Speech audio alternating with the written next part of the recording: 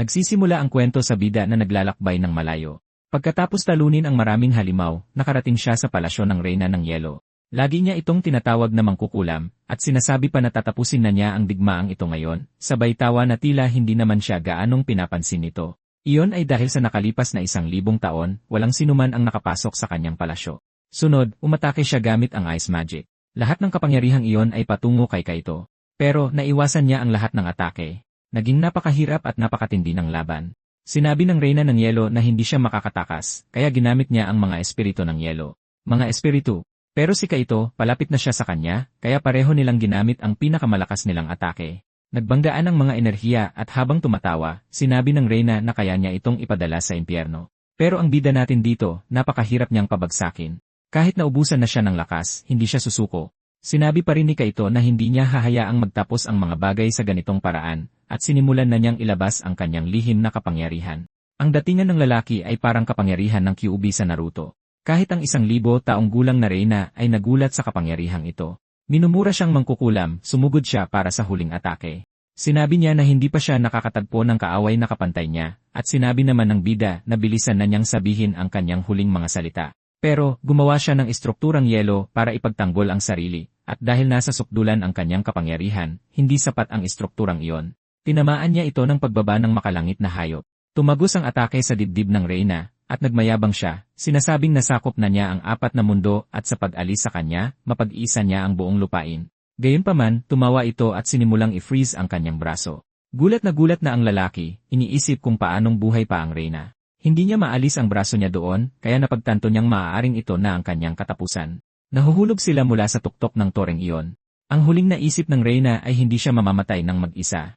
Habang tumatawa, sinabi niyang natalo niya ito. Kaya, pareho silang nahulog mula sa Crystal Castle. Matapos ang 1,000 taon ng pagsasanay kasama ang kanyang mga general, napag-isa niya ang buong mundo. Ang martial arts ang lahat sa buhay ni Kaito. Sa sandaling iyon, nakarinig siya ng ingay na parabang nasa ilalim ng karagatan. Sa kakaibang paraan, napakainit at komportable nito. Doon niya napagtanto na muli siyang isinilang sa katawan ng isang sanggol kasama ang isang kakambal na babae. Sa nakaraang buhay, wala siyang mga kapatid dahil ang kawawang lalaki, mga pre, ay inabandona. Minamalas na ang lalaki mula pa noong ipinanganak siya. Namuhay siyang ulila, kinalagkad sa Dark Martial Sect. Ngunit doon ay naging makapangyarihan siya at naging pinakamahusay na cultivator. Pero ngayon magkakaroon na siya ng pamilya na iba sa dati niyang buhay at iniisip pa niyang magiging napakabuti nito. Nagustuhan niya ang ideya na magkaroon ng maliit na kapatid, kaya ipinanganak siya sa pangalang Kaito, kapareho ng pangalan niya sa nakaraang buhay. At ang pinakakakaiba sa lahat ay nakakaramdam siya ng pamilyar na lamig. Kahit bagong silang, nagawa niyang makita ang kanyang ina malapit sa kanyang maliit na kapatid na babae. At sa pagtingin pa lang sa bata, napagtanto niyang ang kapatid niya pala ay ang Reyna ng Yelo. Hindi ako makapaniwala na posible ito. Yung mangkukulam na yelo na yon, sinundan niya ako kahit sa kabilang mundo. Tiyak na maghihiganti ako sa kanya. Ang babae, napagtanto rin niyang siya si Kaito mula sa Dark Martial Sect. At kaya ang dalawang magkapatid ay nanumpa na tatapusin ang laban na naantala ng kanilang pagkamatay. Napakaganda ng kwento dito, mga pre. Sigurado akong magugustuhan niyo ito.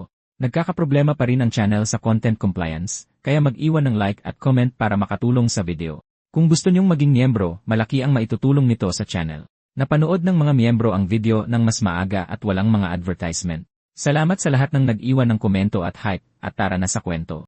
Sa kabilang buhay, si Kaito, nag-ipon siya ng ilang martial general, tulad ng Blade Master. Nakipag-alyansa rin siya sa Supreme Cultivator.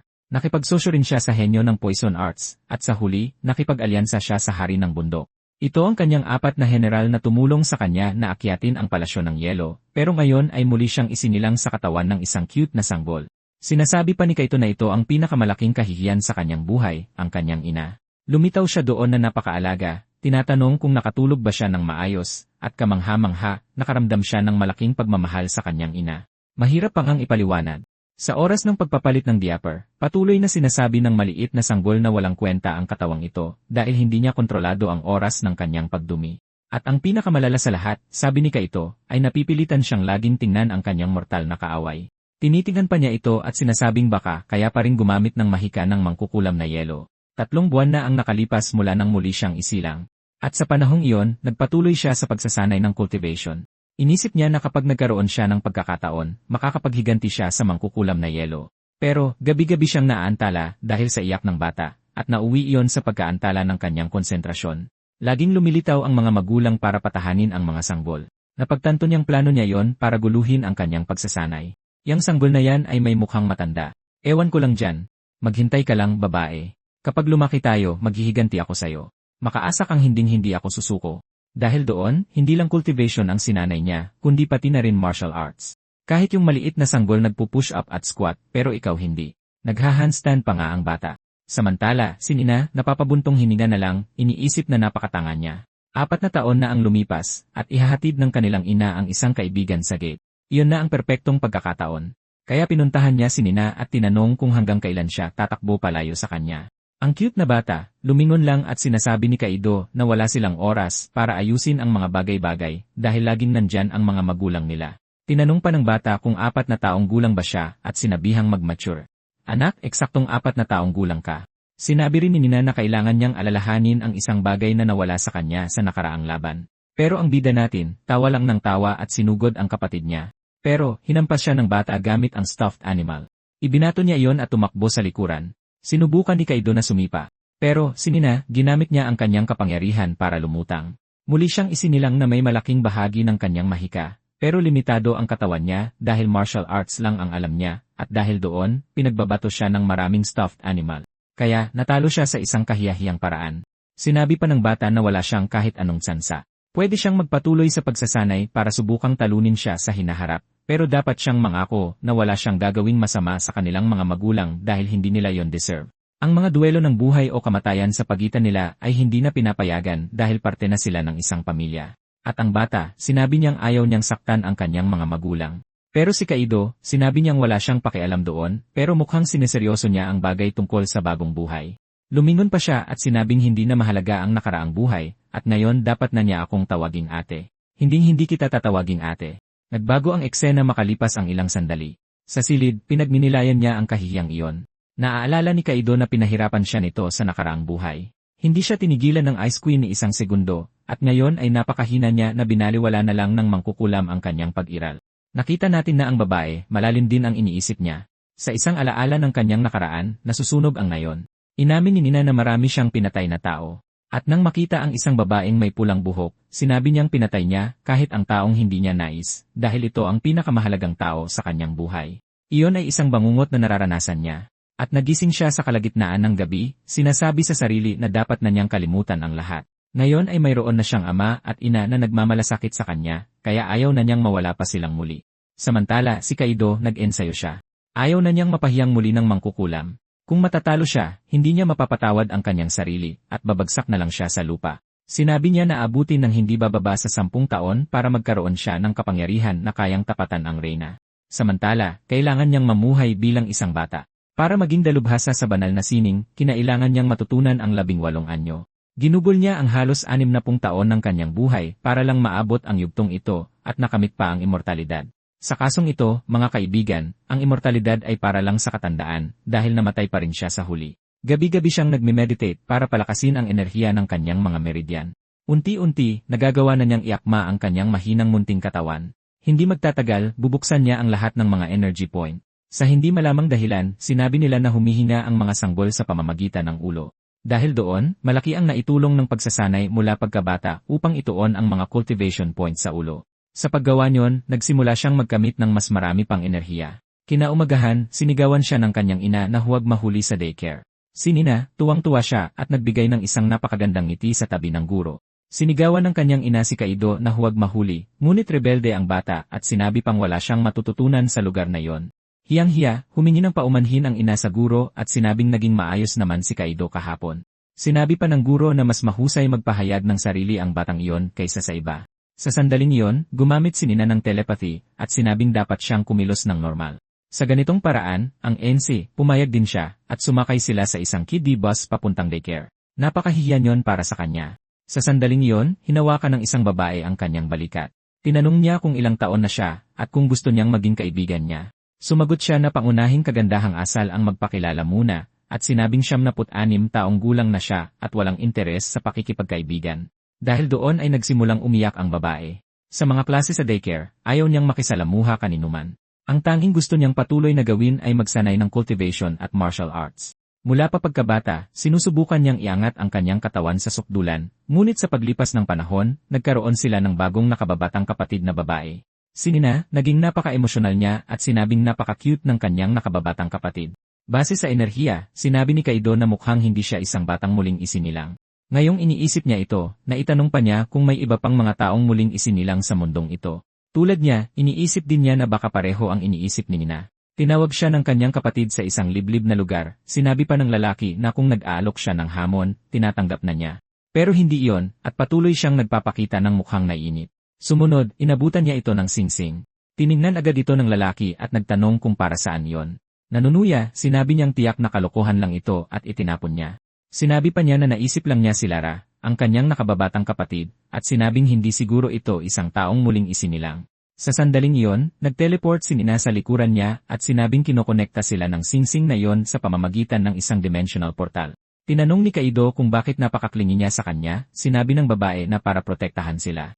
Nagsasalita ka na para bang may masamang mangyayari sa atin. Tiniyak ni Nina na ang lahat ng pag-aalalang ito ay para sa kanilang mga magulang at para kay Lara. Kaya, kailangan nilang maging maingat. Doon niya napagtanto na nagbago na ito at hindi na ang mangkukulam na humahabol sa kanya. Gayunpaman, ang lalaki, wala siyang pakialam doon at nagsimulang magsanay. Ngunit lumipas ang ilang taon at naging mga teenager na sila na papasok sa high school. Nabawi na ni Kaido ang malaking bahagi ng kanyang kapangyarihan, dahil patuloy pa rin siyang nagsasanay ng cultivation, kahit sa loob ng silid-aralan.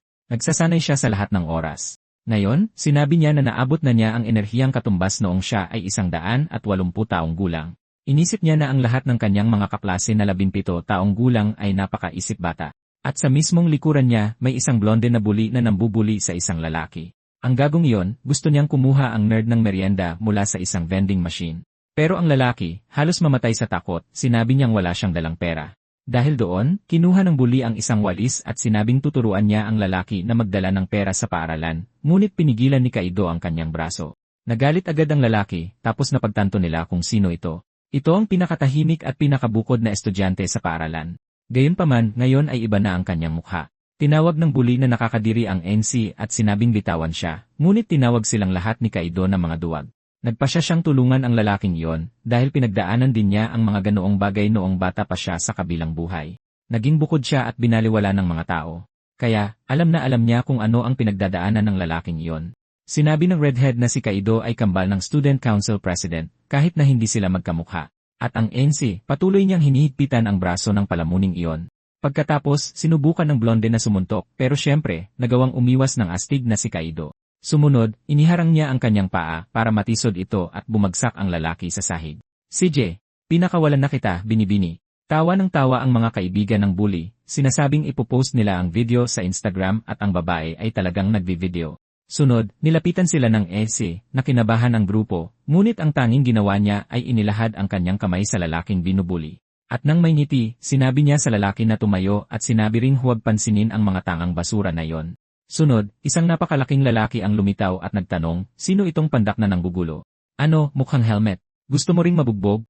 Sinamantala ng blonde ang pagkalingat para subukang tamaan si Kaido mula sa likod. At tulad ng nakita na natin, napakalakas ng lalaki kaya't nagawa niyang iwasan ang isang atake mula sa likuran. Ano, binibini? Iyan na lang ba ang kaya mo?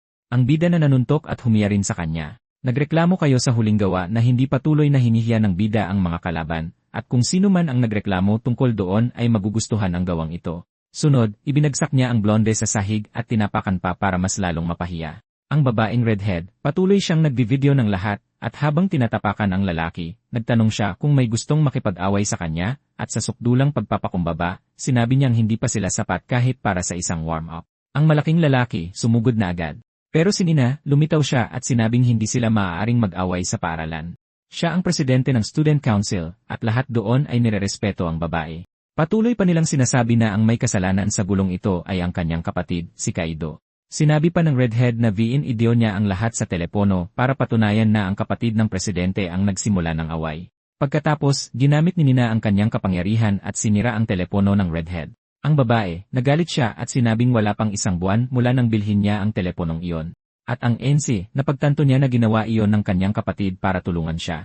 Sa mapanuring tono, sinabi ng bully na babalikan niya siya pagkatapos ng klase, pero hindi ito pinansin ng NC at pinuntahan ang bago niyang kaibigan na binugbog. Noong break, tinanong ni Nina kung ano ang sinusubukan niyang gawin at sinabi pa na pagod na siyang pagtakpan siya. Gayunpaman, sabi ng Elsie, tinutulungan niya lang ang isang kaklase na binubuli, pero sinabi ni Nina na hindi siya pwedeng laging nakikipag-away at kailangan na niyang umangkop sa mundong ito.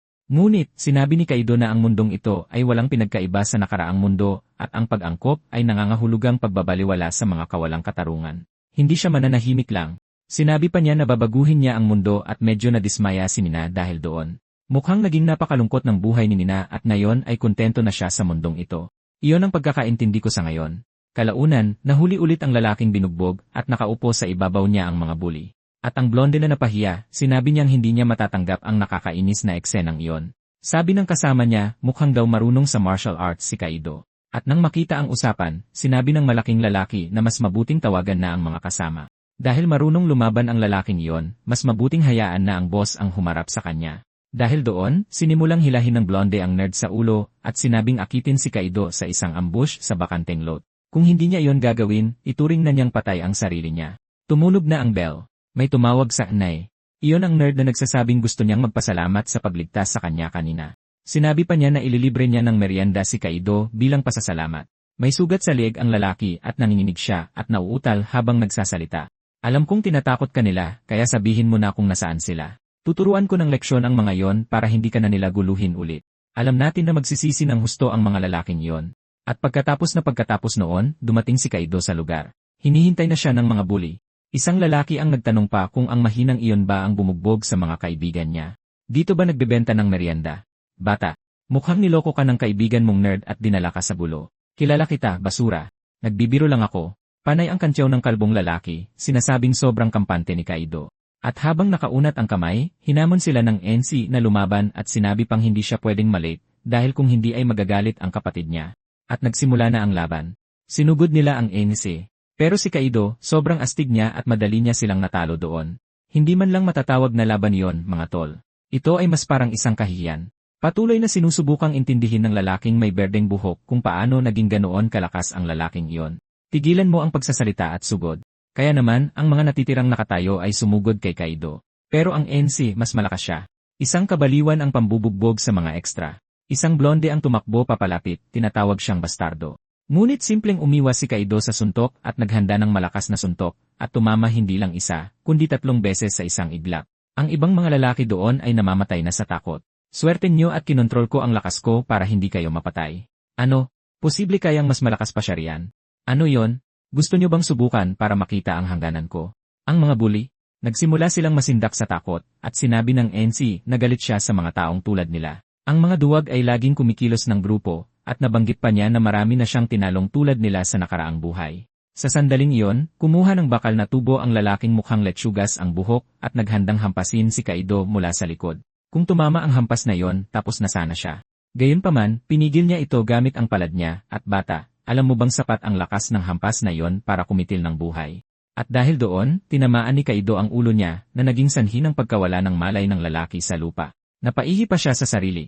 At pusta ko na ang ibang mga lalaki doon ay napaihi na rin sa sarili, mga tol. Hindi ako nagdududa kahit kaunti. Nanatili silang takot na takot habang sinasabi ng NC na ito ay para matuto sila. Kinabukasan sa eskwelahan, nagsimulang kumalat ang mga chismis. Sinasabi ng lahat na binugbog ng kapatid ni Nina ang mga bully, at ginawa niya yon ng mag-isa. May nanood ng laban mula sa itaas ng isang gusali. Binanggit ng lalaking may pulang buhok na napanood niya ang buong laban, pero dahil malayo siya, hindi niya nakilala kung sino yon. Pero hinala na ng mga tao na kapatid yon ni Nina dahil palaaway ito at napakalakas din. Ang presidente, naririnig niya ang lahat ng iyon at napabuntong hininga na lang, sinasabing pasaway ang kapatid niya. Sa klase ng IE, kinakausap ni Kaito ang bago niyang kaibigan, at sinabi pang hindi na kailangang mag-alala ng lalaki. Tinanong ng nakasalamin kung totoo ba ang mga chismis na tinalo niya ang lahat ng mga iyon ng mag-isa. Tumawa ang NC, sinabi niyang hindi siya nakipag-away sa kanila, nag-usap lang sila. Pero syempre, mas mahirap paniwalaan yon. Diba? Sino ba naman ang makakakumbinsi sa mga tangang iyon na magbago ng isip?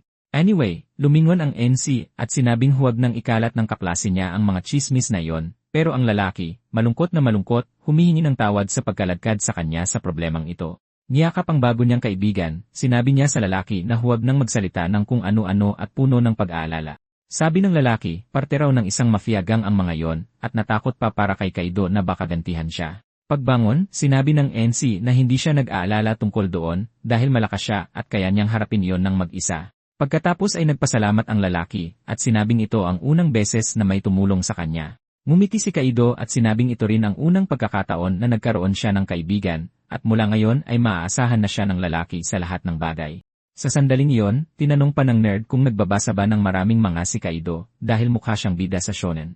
Anak, higit pa riyan ang NC natin. Galing sa panahon ng cultivation ang lalaki. Sa gabi, naghahapunan siya sa bahay at lagi silang sabay-sabay kumain bilang isang pamilya. Sinabi ni Lara na ayaw niyang kumain ng carrots, at patuloy na sinasabi ng ina na kung kakain siya ng gulay ay magiging matalino siya tulad ni Nina at malakas tulad ni Kaido. Sa sandaling iyon, tinanong ng ama kung kumusta na ang dalawang magkapatid sa eskwela. Sabi ni Nina, matataas ang grado niya, at sinasabi naman ng maliit na bata na gusto niyang maging kasing talino ng ate niya. At ikaw Kaido, kamusta ang mga grado mo? Nagpakita ng mukhang naiinip, sinabi niyang mas nag-aalala siya sa paglaban sa mga kawalang katarungan sa mundo. Sinabi pa niya na ang pagkakaroon ng matataas na grado ay walang patutunguhan. Sunod, sinabi niyang aakyat siya para mag-ehersisyo, habang si Nina naman ay mag-aaral at magbabasa ng mga libro.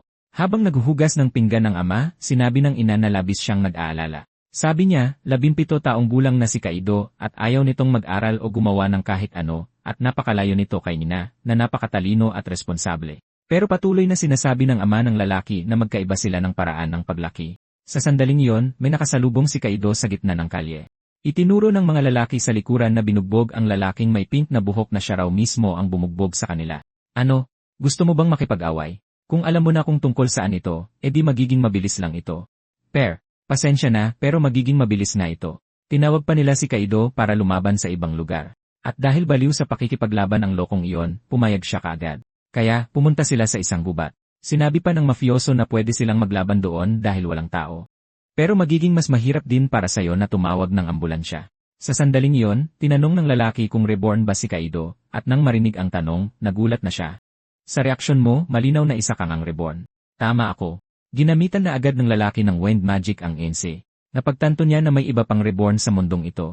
Teka, kagagamit niya lang ng cultivation magic habang naghahanda ng panibagong atake. Sabi ng lalaki, susubukan niya ang kanyang kakayahan. Sumugod siya pero nagawang dumepensa ni Kaido. Mukhang tama ang mga hinala niya. Hindi lang pala siya at ang bruha ang nareborn sa mundong ito. Sinubukan niyang tamaan ang lalaki pero umiwas ito. At habang naglalaban sila, sinabi ng mafioso na parang walang alam si Kaido sa mundong ito. Napakalakas ng lalaking ito. Dinadala ng kalaban niya ang enerhiya sa dulo ng kanyang mga paa. At habang hinaharangan ang mga atake, alam ni Kaido na hindi siya pwedeng magkamali. Kahanga-hanga pa nga na may isang taong nasa ganoong level. At habang naglalaban sila, ang leader ng mga mafioso ay nanonood lang sa lahat. Sinabi pa ng bully na oras na para tapusin agad ang laban na ito. At dahil sa pagtataka, tinanong ni Kaito kung gumagamit sila ng martial arts, pero hindi sumagot ang kalaban. Naghahanda lang siya para ibigay ang huling atake. Habang sinusubukang tumama ang suntok, sinabi niya na imposibleng iwasan iyon, at ang leader ay nanonood sa laban mula sa malayo. Sa gitna ng usok, tumayo ang mafioso, at sinabi pa niyang nadurog niya si Kaido, pero nasa likod niya ang NC, na ikinagulat ng lalaki. At ngayon, sasabihin mo na ba sa akin kung ano ka talaga? Ang lokong iyon ay patuloy na nagtataka kung paano naiwasan ni Kaido ang ataking iyon. Mukhang hindi ka lang isang bagitong lalaki, kaya kailangan kong lumaban ng seryoso sa'yo. Pero patuloy na sinasabi ng NC na napakahina ng lalaking ito na hindi man lang sapat para magpainit ng kanyang katawan. Pero ngayon, nagsimula ng lumaban ng medyo maseryoso ang lalaki, at nang tatama na ang atake sa NC, pinigilan ng boss niya ang kanyang braso. Napakalapit ng atake sa ilong ng NC, pero kasabay nito, si Kaido ay nag-ipon ng pulang enerhiya. Mukhang alam ng leader na mas malakas si Kaido. At ang mafioso, nang hindi namamalayan iyon, ay nagtanong kung ano ang ginagawa ng kanyang boss. Huwag mong kalimutan ang ating layunin. Utos muna. Ang lalaking may peklat, humingi siya ng paumanhin, sinasabing sinusubukan lang nila siya. At tinanong ng NC sa lalaking ito, sino sila? Sa ganitong paraan, nagpakilala sila bilang mga hunter, at bahagi sila ng isang organisasyon ng mga reborn. CJ, pero paano nyo nalaman na nag-reincarnate ako? Narinig nila ang kwento na tinalo ng isang high school student ang mahigit 15 katao, at iyon ang nakakuha ng kanilang atensyon.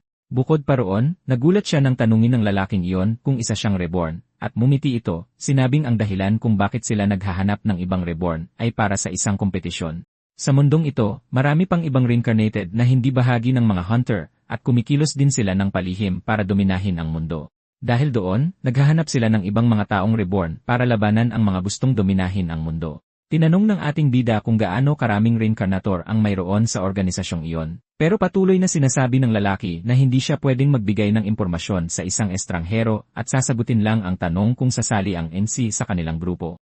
Pero nagalit ang lalaki at sinabi pa niyang hindi siya nagsisilbi sa mga taong mas mahina sa kanya. Napatawa nito ang mga lalaki. Mukhang hindi nila nirerespeto ang lakas ni Kaido. Makinig ka, Kaido. Saan ka man magpunta, laging may mas malakas sa'yo.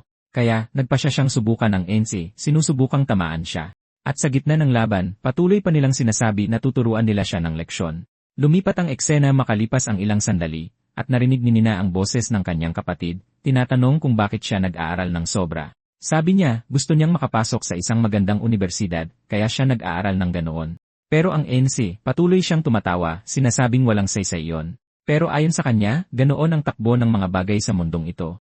Pero sa sandaling iyon, binalaan niya si Nina na may iba pang reincarnated sa mundong ito. Pero sinabi niya na wala siyang pakialam doon at nagpatuloy sa paglakad. Sinasabing ayaw niyang masangkot sa ganitong uri ng bagay at kontento na siya sa kanyang buhay. Pero patuloy na sinasabi ng lalaki na hindi ito pwedeng palampasin ng ice witch, na ikinagalit ng babae, at sinabihan siyang huwag siyang tawaging ganoon. Ang sigaw niya ay nakakuha ng atensyon ng ibang mga tao. At sinabi niya na hindi na siya ang ice witch na kilala niya. Ngayon, isa na lang siyang high school student na nagngangalang Nina, at kung may manghihimasok sa buhay niya, papatayin niya ang taong iyon at kasama na siya roon. Ang eksena ay lumipat sa susunod na araw sa eskwela. Isang normal na araw lang iyon at hindi mapigilan ng NC na isipin ang kanyang kapatid. Paano? Kontento na siya sa kasalukuyang buhay.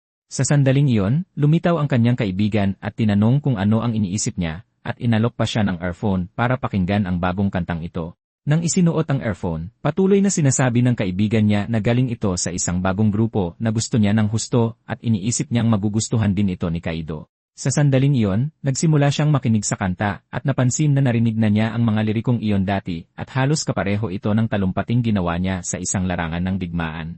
Eksakto.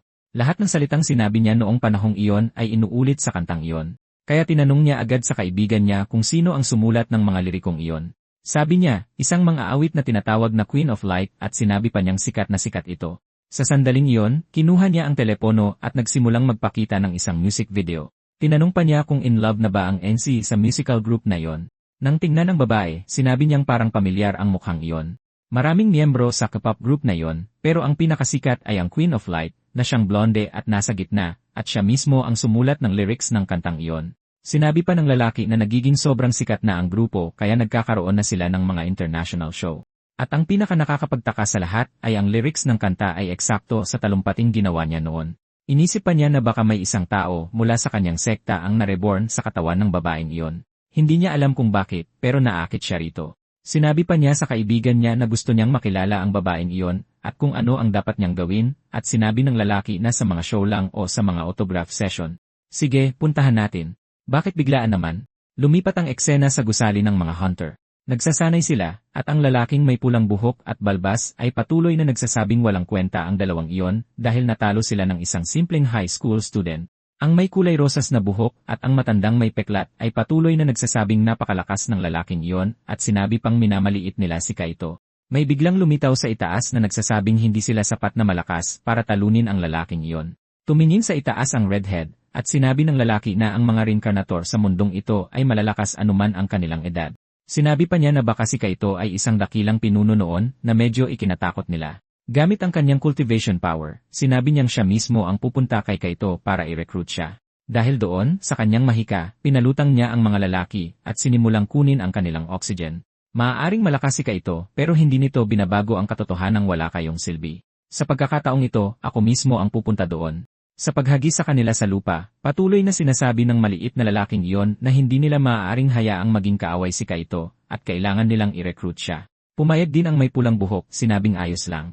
Pwedeng siyang pumunta doon. Sa gitna ng lungsod, pauwi na ang mahal nating si Nina. Ewan ko sa inyo pero gustong-gusto ko ang karakter na ito. Nag-iisip siya dahil sa katotohanang may ibang tao ring na reincarnate. Pagkatapos ay naalala niya ang kanyang nakaraan noong siya ay napakabata pa. Kumuha siya ng ilang supply mula sa isang kampo at tumatakas kasama ang mga gamit na iyon. Pagkatapos maglakad ng malayo, pumunta siya sa isang pansamantalang tolda at tinawag niya ang kanyang kapatid na siyang babaeng may pulang buhok na nakita na natin noon.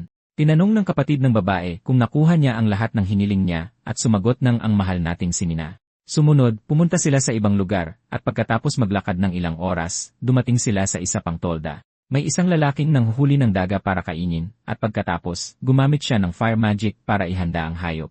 Sa sandaling iyon lumitaw ang kapatid ni Nina kasama niya. Ang may pulang buhok ay si Rina, at patuloy na nagpapasalamat ang matanda sa pagpunta niya roon.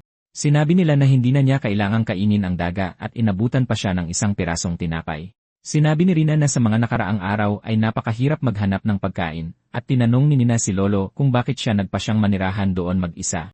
Mukhang hindi pa kilala ng matanda si Nina, kaya ipinakilala siya ni Rina. Nang malaman ang pangalan, patuloy na sinasabi ni Lolo na napakaganda ng pangalan ni Nina. Hawak ang apoy, sinabi niyang sasabihin niya ang dahilan kung bakit siya naninirahang mag-isa, at sa sandaling iyon natuto siyang gumamit ng mahika. At nabanggit pa niya na kung hindi niya natutunan iyon sa nakaraan, marahil ay iba ang kanyang buhay. Tinanong pa niya kung talagang binago nito ang kanyang buhay. Nang malapit na siyang makarating sa bahay, may nakita siyang isang lalaki na nakatayo roon. At anong ginagawa mo sa harap ng bahay ng iba? Ang lalaki, sabi niya ay may hinahanap siya. At nang banggitin niyang hinahanap niya si Kaito, nagsimula ng kumislap ang kanyang mga mata. Kinargahan niya ng enerhiya ang kanyang kamay at gumawa ng isang magic circle. Nagpakilala siya na siya ang kanyang ate. Napansin ng isang pusang naglalakad sa pader na na-teleport silang dalawa sa pamamagitan ng isang portal. Tinanong ng lalaki kung gumamit siya ng harang. Nabanggit pa niya na siguro napakalakas niya dahil na-teleport siya nito sa ibang lugar. Pero si Nina, galit na at tinatanong kung anong ginagawa nila malapit sa bahay niya. Pero sabi ng lalaki, naparito lang siya para kausapin si Kaito, at lalong nagalit si Nina, tinanong kung sino sila at bakit nila sinusundan si Kaito. Habang tumatawa, sinabi ng lalaki na malamang hindi sinabi ng kapatid niya, pero sa katunayan lahat sila ay bahagi ng isang organisasyon ng mga reincarnator. Pero si Nina, galit na guys at sinabing magtatanong siya sa huling pagkakataon kung sino sila at kung ano ang gusto nila kay Kaito. Depende sa sagot, pwedeng mamatay ang lalaki. Sa mapanuyang tono, sinabi niya na lahat ng nabuhay muli ay walang magandang asal, at sinabi pang wala siyang sapat na level para pagbantaan siya. Sa sandaling iyon, sinimulan niyang ilabas ang kanyang gintong enerhiya, at sinabi ni Nina na sapat na ang kanyang narinig, kaya sumugod sila para sa atake. Balik sa flashback, nagsimula siyang matuto ng mahika sa lolong iyon, at kamangha-mangha, mayroon siyang malaking talento. Masayang-masaya, sinabi niya sa master na nakagawa siya ng ilang piraso ng yelo, at patuloy na sinasabi ng matanda na pareho silang may pambihirang talento. Si Rina, may kakayahan sa apoy, habang si Nina, may hilig sa ice magic. Habang tumatawa, sinabi ng matanda na napakahanga-hanga nila. Sabik na sabik, tinanong ni Nina ang kanyang kapatid kung maaari na silang maging mga mage na yon. Natuwa rin si Rina, sinabing kung magiging mage sila, hindi na sila magugutom. At may napaka-cute na ngiti, sinabi ni Nina na baka mahanap pa niya ang kanyang mga magulang. Huwag mong sabihin gusto mo pa ring makita ang mga taong iyon. At sinabi ni Nina na dahil pamilya niya sila. Kalokohan ang pamilya. Balik sa kasalukuyan, ginagamit ng lalaki ang kanyang light magic. Sunod, nagpakawala siya ng ilang palaso at lahat ay patungo sa ating bida. Gayunpaman, nagawa niyang ipagtanggol ang sarili gamit ang ice magic. Sinabi ng lalaki na kamangha-mangha si Nina, pero kahit na, hindi siya kalaban para sa kanya. At pagkatapos, ginamit niya ang talim ng liwanag. Inilahad ang kamay, ginamit niya ang banal na kapangyarihan ng yelo, at may mga bagong harang na lumitaw para protektahan siya. Hindi makapaniwala ang lalaki na napigilan niya lang ang kanyang hiwa, at sinabi niya na ang pagkakaiba ng level nila ay sobrang laki. Mukhang kampante ka masyado. Tama, di ba, Binibini? Bihira lang ang mga mage na ganito kalakas, kaya lalabanan kita gamit ang buong lakas ko. Naglabas siya ng isang higanteng halimaw na gawa sa liwanag. Pula ang kanyang mga mata at sinabi niyang dadalhin niya ito sa kabilang buhay. Pero si Nina, matagal nang nagpapalakas, pinakinggan lang ang sinasabi niya, at may seryosong tingin na sinabing walang tsansang manalo siya sa labang ito. At sa ganitong paraan, pinalamig niya ang mga ilaw hanggang maging yelo. Imposible itong mangyari sa pisikal na paraan, pero napakagaling niya. Sinubukan pa niyang tumakas, pero lahat ng halimaw na liwanag ay nagyelo, at kaya inutos niyang itigil ang lahat. At itinaas ang kamay, naglabas siya ng isang magic circle. Nagkomento ang mga tao sa paligid na umuulan ng nyebe, at sakto namang nandoon ang ina ni Nina kasama ang kanyang nakababatang kapatid. Kakaibang umulan ng nyebe sa panahong ito ng taon, at totoong umuulan ng nyebe doon sa kanilang lugar, guys. Sa loob ng domain expansion na yon, bumuntong hininga si Nina. Nakikita natin na ang lalaki ay tuluyan ng nagyelo. Dahan-dahan siyang lumapit sa kanya at huminto sa harap ng lalaki. Gamit ang kanyang mahika, lumutang siya, at nakikita natin na ang ulo lang niya ang hindi niya pinalamig. Gulat na gulat, tinanong ng lalaki kung ano ang ginagawa niya, at pagkatapos ay iginalaw niya ang kanyang daliri, na nagdulot ng pagkahati ng kanyang braso. Ang nagyelong braso ay nahulog sa lupa at nagsimula siyang sumigaw. Sinabi niya na magsisimula siyang magtanong at hindi siya masyadong pasensyosa para paghintayin pa siya. At may seryosong tingin, sinabi niya, sabihin mo sa akin ang lahat ng alam mo. Ipinaliwanag niya na ang kamatayan ay hindi ang katapusan ng lahat, at maaari silang mabuhay muli sa ibang mundo. At nagkataon na lahat sila mula sa mundong iyon ay nabuhay muli dito sa lupang ito. Ang mga nabuhay muli ay dahil sa kabilang mundo, sila ay mga taong tanyag, tulad ng mga pinuno, mage, at cultivator. Pero ngayon sila ay nasa ilalim ng isang bagong kaayusan. Ang mga nabuhay muli, nagsimula silang mamuhay ng patago sa lipunan, at di nagtagal napansin ng gobyerno na may mga taong may kakaibang kapangyarihan. Pero, syempre, opisyal na itinanggi ng mga pinuno ng mundong ito ang pagkakaroon ng mga taong ito. Pero sa likod ng mga eksena, sinimulan na nilang subaybayan sila. Yung mga nabuhay muli at nalantad, dumana sila ng ilang malagim na kahihinatnan. Ang mga sundalo ng mundong ito, wala silang martial arts, at lalong hindi marunong gumamit ng mahika, pero lahat sila ay organisado at sistematiko at gumagamit din ng makapangyarihang armas. Dahil doon, ang mga taong nabuhay muli, nagsimula silang magkaisa para labanan ang mga tao sa mundong ito. Matatalo lang nila ang mga sundalo kung magsasama-sama sila ng lakas. Dahil doon, sinimulan nilang pagsamahin ang martial arts at mahika, at sa ganoong paraan lang sila nanalo.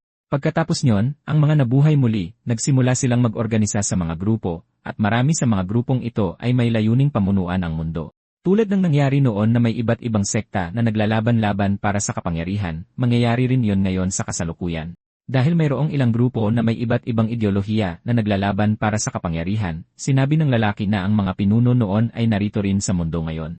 Luray-luray na ang bata, pero nagpatuloy pa rin siya sa pagkukwento ng buong istorya kay Nina. Tinanong niya kung gaano karaming nabuhay muli ang nasa mundong ito, at sinabi ng lalaki na marami, ngunit karamihan sa kanila ay nagtatago sa lipunan. Inilahad ang kanyang mga kamay, sinabi niyang sapat na. Bilang kapalit, tatapusin niya ang buhay nito sa paraang walang sakit, at pagkatapos ay umuwi na siya. Ang ina ng babae ay nakikipag-usap sa telepono, sinasabing sa kanilang lugar lang umulan ng nyebe, at sinasamantala pa ni Lara ang pagkakataon na gumawa ng snowman sa likod bahay. Samantala, patuloy sa pagkanta ang maliit na bata. Sa sandaling iyon, nakita niyang bumukas ang isang portal, at ang lumabas doon ay si Nina. At patuloy na nagtatanong ang kanyang maliit na kapatid kung diwata ba ang kanyang ate. Ano, Lara? Anong ginagawa mo dito sa labas? Diwata ka ba, ate? Tumakbo siya palabas at niyakap ang kanyang kapatid at patuloy na nagtanong kung mayroon bang kapangyarihang mahika ang kanyang kapatid. Sinubukan niyang magkunwari, sinabi niyang na isa siyang diwata. Ngunit, simula ngayon, iyon ay magiging munti nilang sikreto. Kinabukasan, ang NC, pumunta siya sa kabisera para makipagkita sa Golden Queen. Maraming mga tagahanga at ang kanyang nerd na kaibigan ay patuloy na nagsasabi na magiging napakahirap siyang hanapin. Habang nasa pila sila, sinabi ng lalaki kay Kaito na maghintay dahil pupunta siya sa banyo. Sa tuktok ng estadyum na yon, nakita natin na may ilang tao, at iyon nga ang guild ng mga hunters. May sinusundan sila, at ang sinusundan nila ay ang NC, at nagkomento pa sila na nagdala siya ng kaibigan mula sa high school sa mga pasilyo doon sa estadyum. Napakaabala ng paligid. Tumatakbong dumating ang isa sa mga producer, sinasabing naghihintay na ang mga fans para sa mga artista, at sinabi ng mga babae na nag-init lang sila ng kanilang boses, at malapit na silang umakyat sa entablado. Tinanong ng producer kung nasaan ang Golden Queen, at sinabi ng isang kaibigan na lumabas siya para magpahangin. At nakita natin ang babae sa itaas ng estadyum. May nararamdaman siyang kakaiba at sinabi pa niyang tila may enerhiya ng cultivation sa lugar na yon. Sa sandaling iyon, tumingala siya at nakita na may ilang tao, ngunit agad silang nawala. Napagtanto niya na may mga cultivator sa lugar na yon at dahil doon, sinundan niya sila. Si Kaito, napansin din niya ang mga kilos na yon at alam niyang nasa lugar na yon ang Golden Queen at ang mga hunters. Ang kaibigan ng EC, dinukot siya ng mga mafiosos na yon at dinala nila ang lalaki palayo. Ginawa nila yon para makuha ang atensyon ni Kaito, ngunit ang Golden Queen ang napagpad doon. Nagulat ng husto ang babaeng may pulang buhok at napaka-charming niya. Tinanong ng babae kung ano ang ginagawa nila sa kanyang tagahanga at nagalit agad ang lalaki na sinasabing hindi siya ang hinihintay niya, kundi ibang tao. Nang mapagtantong natatagalan na si Dong, ang kanyang kaibigan, nagpasya siyang mas mabuting hanapin na siya. Kung magtatagal pa siya, hindi na tayo makakapasok doon. Sa sandaling iyon, nakaramdam siya ng cultivation magic at nakakita ng pagsabog sa katabing gusali. Mukhang may gulo dito sa malapit, pero kung makikisali ako sa away na to, tiyak nalilitaw ang kapatid ko para pingutin ang tenga ko. Mahilig sa gulo ang lalaki, kaya sumuko na siyang magpigil at nagpa siyang pumunta roon. Subalit, ang Golden Queen, naasikaso na niya ang lahat, at pagdating niya roon, napansin niyang nakahandusay na silang lahat. Posible kayang mag-isang ginawa ng babaeng iyon ang lahat ng ito. Teka, bakit nandoon si Dong? Sunod, lumapag siya sa tuktok ng gusali. Inilagay niya ang kanyang daliri sa leeg ng kaibigan at napagtantong buhay pa ito. Sunod, tinanong niya kung ang babaeng iyon ba ang gumawa niyon sa kanya, Ngunit sabi niya ay hindi, na dumating lang siya para tulungan ito. Teka, kung titignang mabuti, parang kilala ko siya kung saan. Iyon ang Golden Queen na hinahanap niya, at patuloy pa niyang sinasabi na napakaganda talaga nito. Habang nakangiti, tinanong niya kung miyembro ba siya ng Celestial Demonic Cultivation Kingdom. Nang marinig iyon, nagulat siya at sinabing naiinis siya sa mga taong iyon mula sa nakaraan. Sinabi ng NC na magpakilala siya, pero sabi niya sawang-sawa na siya doon at bibigyan pa siya ng huling pagkakataong umalis. Kung isasama niya ang kanyang kaibigan at aalis doon, hahayaan niyang mabuhay ito. Pero ang ating NC, hindi niya tinatanggihan ang laban at patuloy na sinasabi na alamin niya kung sino siya noon at sinabi pang hindi niya gagawing madali ang laban dahil lang babae siya. Nang tawaging babae, patuloy siyang tumatawa. At sa sandaling iyon ako nagsimulang maghinala. Sa sandaling iyon, si Kaito, sumugod siya, at ang enerhiya nilang dalawa ay nagbanggaan. Nagawa niyang hawakan ang kamay nito, at nagulat siya dahil napakalakas niya. Pagkatapos noon, sinabi niyang nakakita siya ng pagkakataon at sinuntok niya ito. Napakalakas ng suntok na tumilapon si Kaito sa malayo.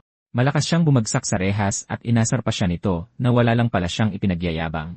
Ngunit, nagugustuhan niya ito, mga tol, at sinabi pang matagal na panahon na mula nang makahanap siya ng karapat-dapat na kalaban. Ang babae, nagsimula siyang magdiwang, sinasabing natakot siyang baka napatay niya ito sa suntok na yon, at ngayong nalaman niyang malakas ito, lalaban na rin siya ng seryoso. Matagal na panahon na mula nang maramdaman ko ang ganitong pananabi. Habang bahagyang nakangiti, ganoon din ang sinabi ng babae, at sa gayon ay sumugod sila para ipagpatuloy ang laban. Habang nag-ipon ng enerhiya, sinabi niyang mahihirapan itong salagin. Pinagdikit ang kanyang mga braso, naramdaman niya ang lakas ng impact, at patuloy siyang nagpakawala ng ilang suntok. Napagtanto niyang naramdaman na niya ang enerhiyang iyon dati, at para subukang itulak siya palayo, sinubukan niya itong sipain, na nang-aasar sa babae. Sabi niya, hindi niya ito bibigyan ng puwang at lumapit siya gamit ang kamay, na akmang hahawakan ang leg nito. Gayunpaman, tumawa ito, at napagtanto niyang nahulog siya sa isang patibong. Sa huling sandali, yumuko ito, iniwasan ang atake, at habang nakalabas ang dila, sinabi niyang nakakita siya ng butas sa gilid, at sa gayon ay nagawa niyang tamaan ang kanyang tadyang. Napakalakas ng suntok kaya't nagulat siya, at muli siyang tumilapon sa malayo. Ngunit sa pagkakataong ito, napunta siya sa ibang gusali. Mukhang minaliit ko ang babaeng ito. Teka, alam ko ang martial art na ito. Nagpatuloy ang babae sa posisyong panlaban, at sinabi niyang ito ang Diamond Body Technique. Sa katabing gusali, patuloy na sinasabi ng Golden Queen na hindi siya nito kapantay. Ngunit pagkatapos ay nakasiguro siyang ang babaeng ito sa katunayan ay ang King of the Mountain, isang kasama niya mula sa nakaraan, dahil na rin sa ang kanyang kakampi noon ay malaki at tanga rin na sinasabing parehong-pareho silang dalawa. Noong nakaraan, magkalaban sila at nagkaroon pa ng mahihirap na laban. Minsan, nanatili ang Mountain Warrior sa iisang lugar sa loob ng 400 araw para magkaroon siya ng rematch. Ang lalaking ito, napakalakas niya kaya't nakilala siya bilang King of the Mountain.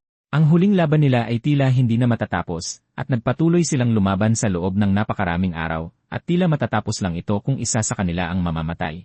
At dahil doon, si Kaito, ibinigay niya ang kanyang buong lakas, at natapos lang ang laban nang ibigay ng Esu ang huling suntok. Matapos matalo ang King of the Mountain, nanumpa ito ng katapatan, at dahil doon, naging magkakampi sila.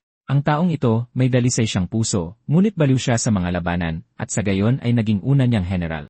Hoy, King of the Mountain! Anong klaseng hitsura yan? Anong nangyari sa'yo? Tinanong ng Golden Queen kung paano niya nalaman kung sino siya, at sinabing mas nagbibigay iyon ng dahilan para tapusin siya. Ngayon, hinding-hindi na talaga kita hahayaang umalis dito ng buhay. Teka, masyadong mataas ang tingin mo sa sarili mo. Di ba? Kung gayon, mukhang kailangan kitang turuan ng leksyon. At nagsimula na siyang maglabas ng kanyang enerhiya. Iyon ang Divine Art of the Celestial Demon. Nang makita ang teknike na iyon, nagulat ang babae dahil iyon ang teknike ng kanyang dating master. Inihanda na ni Kaito ang Falling Dragon Fist at sigurado siyang ito ang pinuno ng kulto. Kaya naman, tumawa siya at sinabing ang suntok na ito ay nagbabalik ng mga lumang alaala. Sa gayon, naghanda siyang sumalubong at ang parehong atake ay inilunsad sa ere. Ngunit, mas malakas siya kaysa sa kanya at sa ganitong paraan, kumalat ang kapangyarihan na nag-iwan ng wasak sa buong lugar kung nasaan siya. Pero nakita nating nasaktan din si Kaito. Mukhang hindi pa sapat ang lakas ng katawan kong ito para gamitin ang aking buong kapangyarihan. Sa sandaling iyon, nagulat siya. Dahil ang Golden Queen, yumuyuko siya sa parehong paraan na ginawa ng King of the Mountain noon. Binabati niya ang pinuno ng sekta. Hoy, Queen! Itaas mo ang iyong ulo. Tumayo siya na hiyang-hiya at may malaking ngiti. Sabi niya, matagal na panahon na mula nang marinig niya yon at sinabing na-miss niya ito. Bakit hindi mo agad sinabi kung sino ka, hangal? Buong pagmamahal, sinabi niya na hindi na siya makapaghintay na makita siyang muli at sigurado siyang muling isinilang din ito. Tinanong pa niya kung bakit ganoon ang itsura nito. At sinabi ng babae na wala siyang pagpipilian dahil muli siyang isinilang sa katawan ng isang babae. At habang lumalaki, napagtanto niyang naging isang magandang babae siya. Kaya sinimulan niyang gamitin ang mga kakayahan ng katawan na yon para maging isang popper, at nagalit pa, sinabing dapat siyang purihin ng kanyang master, at hindi pintasan. Sa sandaling iyon, naisip niya kung muli rin bang isinilang ang iba pang general, at tinanong pa niya kung nasaan ang master ng mga poison tiger. Kumuha siya ng isang polyeto mula sa kanyang dibdib at sinabing may narinig siya tungkol dito noon. Kinuha niya ang papel at sinabing mahusay itong naka-adapt sa katawan na yon. At, sa madaling salita, isa itong sulat kung saan iniinsulto ng general na yon ang NC. Napansin mo bang iniinsulto niya tayong dalawa? Nagkaroon siya ng alanganing itsura dahil hindi niya yon napansin. Halata naman kasi talagang tanga ka. Sa sulat, sinabi ng Poison General na muli siyang isinilang.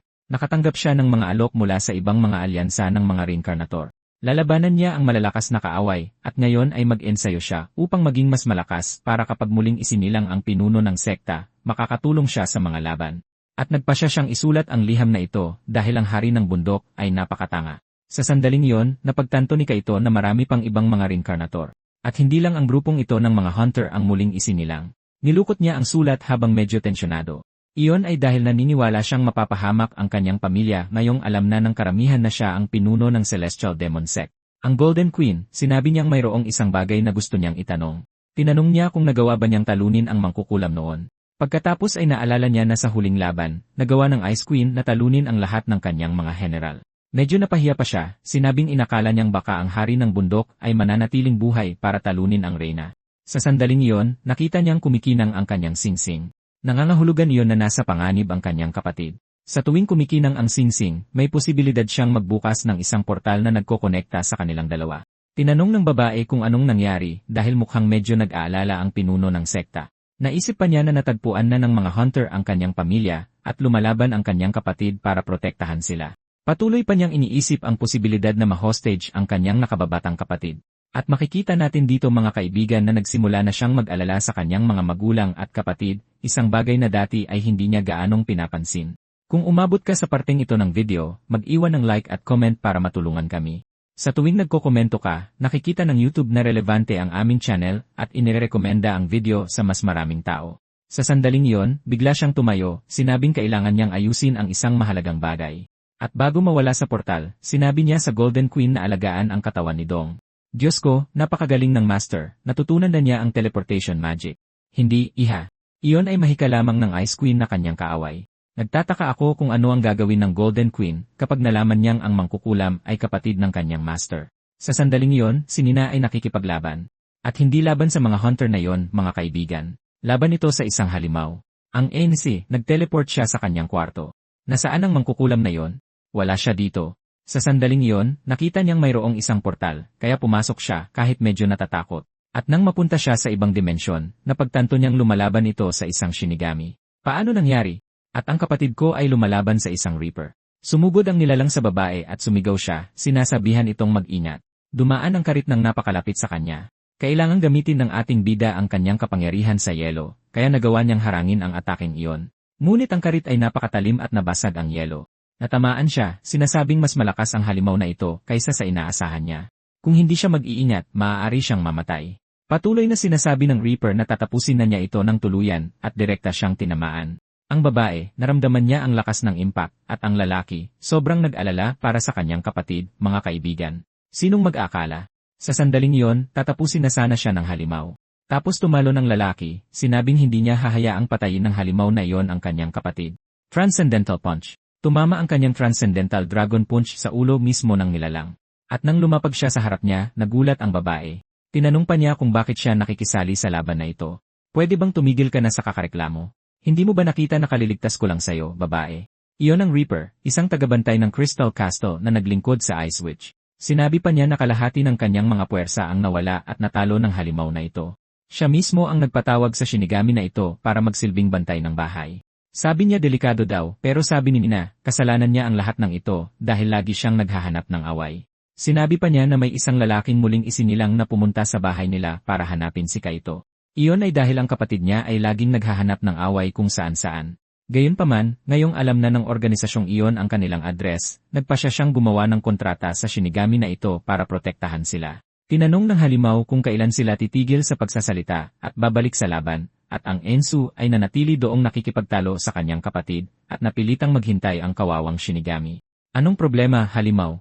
Nagmamadali ka bang mabugbog? Patuloy silang tinatawag na mga walang galang na uod ng nilalang, at sinabi ni Nina na tatalunin niya itong muli at gagawing alipin, tulad ng sa nakaraang buhay.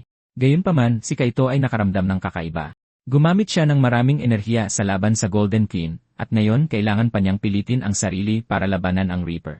Gayunpaman, hindi niya hahayaang labanan ng kanyang kapatid ang halimaw na iyon ng mag-isa. Sa sandaling iyon, sinimulang gamitin ni Nina ang Absolute Zero Spell. Alam niyang kakailanganin niya ng oras para ihanda ang spell na iyon, at dahil doon, lalabanan niya ang halimaw para tulungan ang kapatid na mag-ipon ng lakas. Kaya, ginamit niya ang Celestial Dragon Technique at sinimulang labanan ang nilalang sa isang mabilis na labanan. Ngunit nangailangan iyon ng malaking lakas mula sa kanyang katawan, na napakahina pa rin kumpara sa nakaraan. At pagkatapos ng ilang segundo, sinabi niyang sa wakas ay naikarga na niya ang kanyang mahika. Lumitaw ang maraming talim ng yelo, at pinakawalan niya ang malakas na ataking iyon laban sa Shinigami. Tapos na, nanalo ako. Dahan-dahan siyang naglakad at ang kawawang halimaw ay nanatili doong nagmamakaawa na patayin na siya agad. Paglapit sa kanyang kapatid, tinanong niya kung ano ang ginagawa nito, at ang kawawa ay nahimatay dahil sa kawalan ng enerhiya. Sobra siyang nag-alala nang makita ang eksenang iyon. Ewan ko sa inyo, pero si Nina dito, napaka-cute niya, mga kaibigan. Naging paborito ko na siyang karakter. At samantala, ang kawawa ay nakahandusay sa lupa. Sinabi pa niya na sobra niyang pinilit ang kanyang sarili. May mga bagay na hindi nagbago ayon kay Nina, at naalala pa niya na sa nakaraan, ganoon din siya. Naisip niya na kung hahayaan niya siyang mamatay doon, baka mas makabubuti para sa kanyang pamilya, dahil puro problema lang ang dala niya. Ipinaliwanag sa atin kung paano gumagana ang demonic realm. Mayroong 52 na Panginoon na namumuno sa lugar na iyon, kabilang ang Lady of Death, na kilala rin bilang Reaper o Shinigami. Hanggang isang araw, ipinatawag siya ng Ice Queen, at pagkatapos matalo sa isang laban, nagsimula siyang magtrabaho para sa kanyang kastilyo. Pero, syempre, hindi naging madali ang laban na iyon. Syempre, matatalo siya dahil mas malakas ang Ice Queen. Pagkatapos matalo, inalipin siya nito. Inutusan siya ng sorceress na alagaan ang Crystal Castle, kaya sinimulan niyang puksain ang lahat ng sumubok na pasukin ang palasyo niya. At dahil mas malakas siya kaysa sa karamihan ng mga cultivator, madali niya silang natalo. Inakala niya na maaari siyang mapalapit sa sorceress at maging isang mabuting kaibigan nito. Gayunpaman, kinasuklaman siya nito at sinabihan pa siyang umalis agad sa kanyang paningin. Pero alam niya na kumpara sa mga demonyo, maikli lang ang buhay ng mga tao. Kaya kailangan niya lang hintayin na mamatay ito para masira ang kasunduan nila. Pero 100,000 taon na ang lumipas at hindi pa rin siya namamatay. Hindi niya alam kung bakit siya nabuhay ng ganoon katagal at nagtataka pa kung paano niya nalampasan ang limitasyon ng tao. Pero pagkatapos ay lumitaw ang lalaking iyon na namumuno sa isang napakalaking hukbo. Nagpasya siyang salakayin ang Crystal Palace. Ang lalaking iyon, si Kaido, sinabi niya na gusto niyang palayain ang mundo mula sa kuko ng paningil, at ang huling hadlang ay ang Ice Sorceress. Nagawa niyang makamit ang immortalidad. Gayunpaman, ang tanging pag-asa ng Reaper ay nalilipulin siya ng lalaking ito. Ang Lady of Death, nakipaglaban siya kay Kaido at natalo, at dahil doon ay bumalik sa demonic realm. Pero, syempre, hindi kailanman nakalimutan ng Lady of Death ang kahihiyang iyon dahil inalipin siya ng isang tao sa napakatagal na panahon at ngayon, sa hindi kapani-paniwalang pagkakataon, natalo na naman siya. Pero sa pagkakataong ito, sa reincarnated na mangkukulam, at nakikita natin na ginagamot niya ang kanyang kapatid. Ang Lady of Death, naging isa siyang napaka-cute na maliit na multo. At nang magalit si Nina sa kanyang pagsigaw, naging mas cute pa siyang maliit na multo. Pwede namang iwanan ni Nina ang kanyang kapatid, na mortal niyang kaaway, na nakakulong doon para mamatay, pero hindi niya ginawa iyon. Nakikita natin na talagang nagbago na siya, guys, at gusto na niya ang kanyang kapatid. Naiintindihan ng Shinigami ang lahat ng nangyari at patuloy na nagtatanong, pero sinabihan ni Nina ang Lady of Death na tumahimik at nanatili siyang nakatakip ang maliit niyang bibig. Kakaiba para sa Lady of Death na makitang ginagamot ng sorceress si Kaido, na mortal niyang kaaway. Pero ginagawa niya yon para mabuhay siya hanggang sa matapos na ang lahat. Sunod, sinipa niya ang tiyan ng lalaki, sinasabihan siyang tumayo agad. Pagkaupo, patuloy niyang sinasabi na masakit ang buong katawan niya. Sunod, tinanong niya kung totoo bang pumunta ang mga hunter sa bahay niya at sinabi nitong, ang gusto lang ni Nina ay isang kalmado at payapang buhay, at nagtanong pa siya kung bakit walang nag-iwan sa kanya sa kapayapaan. Ang ANC, medyo nagsisisi siya sa pagdudulot ng gulo. Sa sandaling yon, tumayo siya, sinasabing nakapagdesisyon na siya. Dahil hindi nila siya bibigyan ng kapayapaan, hindi rin siya mananahimik at siya na ang gagawa ng unang hakbang. Sabi ng babae na may plano siya at isasama niya siya sa estratehiyang ito at gagawin siyang alipin. Mula ngayon, si Kaido ang magiging alipin niya bilang dalawa, habang ang Lady of Death ang magiging alipin niya bilang isa. Pero si Kaido, patuloy niyang sinasabi na hindi siya susunod sa utos nito.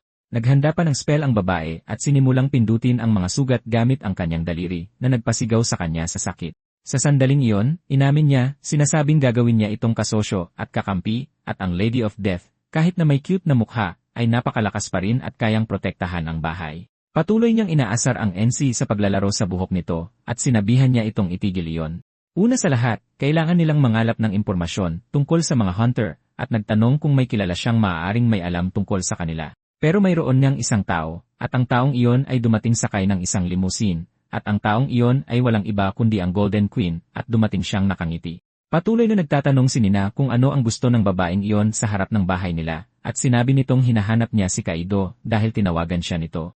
At nagsimula nang mag-isip si Nina, ano na naman ba ang pinasok ng kapatid mo kasama ang mga hangal na babaeng ito? Pagpasok niya sa bahay, sinabi ni Nina na mamaya pababalik ang kapatid niya, kaya dapat maghintay ang babae, pero dire-diretso lang itong pumasok. Napansin ng Reaper na may isang nanghihimasok, at agad na binalaan si Nina na ang nanghihimasok ay isang reincarnator. Sa sandaling iyon, lumingon na ang babae at nagtanong kung sino siya. Ang Golden Queen na tinatawag na Sophia. Nakatayo lang siya doon na walang naiintindihan. Teka lang, anong halimaw itong nasa harap mo? Hindi maaari. Huwag mong sabihin ikaw ang Ice Witch. Nagsimula na siyang maglabas ng kanyang enerhiya, at sinabing hindi niya inaasahan na magkikita sila ulit ng ganito kabilis. Nagtatanong si Nina kung ano na naman ang pinasok ng kanyang kapatid sa pagdadala ng mga baliw na ito sa loob ng bahay, at habang tinatanggal ang kanyang kurbata, sinabi ni Nina na lulutasin niya ito ng napakabilis. Gumamit siya ng mahika, dinala silang lahat sa isang domain expansion. Ngumiti si Sophia, sinasabing sa ganitong paraan ay mas madaling lumaban at naglaho dahil sa sobrang bilis. Alam niyang kailangan niyang kumilos ng mabilis dahil ang Ice Witch, napakalakas niya. Gayunpaman, may nagsasabi sa kanila na tumigil at napansin ni Sophia na may talim. Iyon ang Diamond Body Technique, at hinarang niya ang karit ng Lady of Death. Pero alam natin na napakalakas ng nilalang na yon, pero hindi rin nagpatalo si Sophia sa lakas. Napakalakas niya kaya nahawakan niya ang karit at ibinagsak ang Shinigami sa lupa, pero kasunod nito, naghanda si Nina ng isang Ice Magic. Sinabi pa niya na kinikilala niya ang kapangyarihan ng babaeng blonde, pero hindi niya ito hahayaang makatakas ng buhay. Sige kung gayon, ilabas mo na ang pinakamalakas mong mahika. Hindi mo kailangang utusan ako, babae. Kaya naghagis si Nina ng isang malaking sibat na yelo, pero pumasok si Lara sa domain expansion at sinabihan ang kanyang ate na huwag lumaban. Napansin ni Nina na humaharang ang kanyang nakababatang kapatid at tatamaan siya ng sibat. Ano, babae? Tatamaan ka ba? At sa gayon ay nangyari ang isang malaking pagsabog. Sa labas, tahimik at payapa ang lahat at ilang minuto ang lumipas, dumating si Kaido sa bahay. Napansin niyang may sapatos ng babae sa labas at nagtanong pa kung kanino iyon. Lumitaw ang kanyang ina at sinabing kaibigan niya yon at siya mismo ang nag-imbita. Anak, hindi ko alam na may kilala kang celebrity. At pagdating niya sa sala, napagtanto niyang ito nga ang Golden Queen. Tinawag ni Sophia na pinuno ng kulto at patuloy na nagtatanong ang kanyang ina kung ano ang kwentong iyon. Medyo tensyonado siya at nagtanong kung nakipagkaibigan na ba ang Golden Queen kay Nina. Hindi niya alam na muntik nang mamatay ang kanyang maliit na kapatid dahil sa sibat mula kay Nina at ang nagligtas sa kanya ay si Sophia. Nakakainis ang babaeng iyon para kay Nina, pero kung hindi dahil sa kanya, namatay na sana ang kanyang maliit na kapatid. At hindi lang siya namatay dahil gumamit siya ng isang diamond protection. At patuloy na nagbibiruan ang dalawa, sinasabing napakalakas nila. Sa hindi kapani-paniwalang pagkakataon, nakipagkaibigan na si Sophia kay Lara. Sabi ni Sophia na matalik silang magkaibigan ni Kaido dahil pareho silang ulila sa labanan. At ngayon nang makita niyang may ina siyang nag-aalaga sa kanya, naging emosyonal ang babae. Tinanong ng ina ng si Nina kung ano ang kwentong iyon tungkol sa pagiging ulila, at nagdahilan si Nina na isa lang itong maliit na laro na nilalaro nila. Sunod, sinabi niyang dadalhin niya ang mga babae sa kanyang kwarto para magkaroon ng seryosong usapan. At sa pinto ng kwarto, nakasulat na kumatok bago pumasok. Tinanong ng kung sino ang nagpapasok sa baliw na babaeng iyon, at sinabi ni Nina na sa totoo lang ay kaibigan niya ang babae at inimbitahan na nito ang sarili. Sa isang kindat, sinabi ng babae na may natuklasan siya at ito ay tungkol sa kinaroroonan ng isang executive ng mga hunter. Sige na, sabihin mo na. Sabihin mo kung anong nahanap mo. Sabi ni Sophia na ginamit niya ang kanyang ganda para akitin ang isang fan, at nang makilala niya ito, nalaman niyang isa pala itong executive ng mga hunter. Sabi ni Nina na maaaring nagsisinungaling ang fan na yon, pero pwede nilang suriin para malaman kung totoo ang natuklasan nito, at pwede silang pumunta doon sakay ng limousine. Pagdating nila sa lugar, umamin ang lalaki, sinasabing isa siyang executive ng Hunter's Pavilion, at pumayag lang siyang makipagkita sa grupo ng NC dahil malaki siyang fan ni Sofia, ang Golden Queen. Si Nina, prangka siya, diretsong sinabi na ang layunin nila ay wasakin ang grupo ng mga hunter. Ang lalaki, nagtanong kung seryoso ba yon, pero sinabing silang dalawa lang, napakahina nila, at imposible yon. Gayunpaman, sinabi ni Nina na ang kanyang kapatid ay si Kaito, ang pinuno ng demonic sect, at siya naman ang Ice Queen. Nang marinig iyon ng lalaki, natakot na siya agad. Noong panahong iyon, isa lang siyang simpleng cultivator, pero lagi siyang nakakakita ng mga kwento tungkol sa kanila. Sa katunayan, lumaki siyang isang mongheng Shaolin, at ngayong napunta siya sa mundong ito, gusto niyang i-enjoy ang lahat at mamuhay ng marangya. Iyon ay dahil sa kabilang mundo, guys, para na siyang santo. Habang sinasabi niyang gusto niyang magsaya, iniisip lang ng bida kasama ang kanyang kapatid na napakawalang hiya ng lalaking ito. Inamin niyang naging perwisyo rin sa kanya ang grupo ng hunters, lalo na't patuloy silang naniningil ng malaking bayad sa kanya, at napagtanto na ni Nina na maaari siyang maging isang magaling na kakampi. Inamin niyang sinabi na kung totoo ngang siya si Kaito, at si Nina ang Ice Queen, magiging mas madali ang lahat. Magkakaroon sila ng pagkakataon sa laban na ito. Dahil doon, hiniling ng babae na sabihin niya ang lahat ng impormasyong alam niya tungkol sa grupo ng hunters. Sabi niya, isa itong organisasyon ng mga kriminal na nagsimula sa Korean Mafia. Ang tunay nilang layunin ay sakupin ang buong Korea sa pamamagitan ng komersyal na pressure. Gumawa sila ng maraming krimen at unti-unting lumalakas ang kapangyarihan at impluensya nila. Ang bida, sobrang nasabik siya, sinasabing para wasakin sila, kailangan muna nilang makapasok. Pero sinabihan siya ni Nina na kumalma. Sabi ng kapatid niya, kung basta na lang nilang sasalakayin ang lugar na yon, makakatawag iyon ng maraming atensyon. Sabi ng negosyanteng ito, totoo yon. At bukod doon, ang kumpanya ng hunters, ang kanilang organisasyon, ay may maraming empleyadong normal na tao, kaya hindi sila pwedeng basta na lang pumasok doon at magsimula ng rebelyon.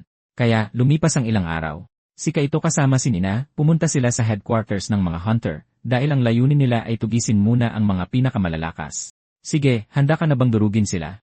Sinabi niyang aasikasuhin niya muna ang internal camera circuit, at ginamit ang kanyang mahika para patayin ang mga security camera. Sinabi pa niya na kailangan nilang kumilos ng may pag-iingat at mag-focus muna sa pag-eliminate sa mga pinakamalakas na leader. Gayunpaman, si Nina, nakatanggap siya ng tawag mula sa kanyang ina. Sinabi ng ina na kailangan niyang magmadali at dahil hindi pwedeng maiwang mag-isa si Lara, kailangan ni Nina umuwi para samahan ang kanyang nakababatang kapatid. Patuloy na nagrereklamo ang bida, sinasabing malaki na si Lara. Gayunpaman, sinabi ni Nina na manahimik siya at huwag gumawa ng gulo hanggang sa bumalik siya. At ilang beses niya itong sinabi dahil alam niyang pasaway ang kapatid niya. Kaya, naglaho siya gamit ang mahika. Naghintay siya doon ng ilang minuto, pero dahil sabik na siya, sinabi niyang hindi na siya makapaghintay, at isinuot na ang kanyang sombrero sabay sabing kaya niya itong mag-isa. May ilang gwardyang nagpapatrolya na nagsasabing nasira ang mga kamera. Na parang walang nangyayari, nagsimula siyang pumunta doon kung nasaan ang mga gwardya. Nang mapansin niyang maraming gumagalaw, tumalon siya ng napakataas na lumagpas pa sa gusali, at sunod-sunod, lumapag siya sa rooftop at nagsimula ng tumakbo. Nakaakyat siya doon nang hindi nakikita at iniisip na gagana ang plano. Kakailanganin na lang niyang bumaba sa maraming hagdanan. Sa gitna ng pasilyo, nagsimula siyang maghanap ng ilang importanteng miyembro ng organisasyong iyon. Bukas ang pinto ng security room, at nagpasya siyang sumilip para tingnan kung may makikita siya. Ayon sa impormasyon ng negosyanteng iyon, sinabi niyang magkakaroon ng kumperensya ang leader ng organisasyon sa 18 floor, pero maraming kamera ang hindi gumagana. Gayunpaman, nagawa niyang mahanap kung saan nagaganap ang isang pagpupulong. Ngunit, ang mga gwardyang nagpapatrolya sa ibaba ay bumalik at sinabi pang walang pahintulot ang batang ito na pumasok doon. Bukod pa roon, kahina-hinala ang kanyang mga damit.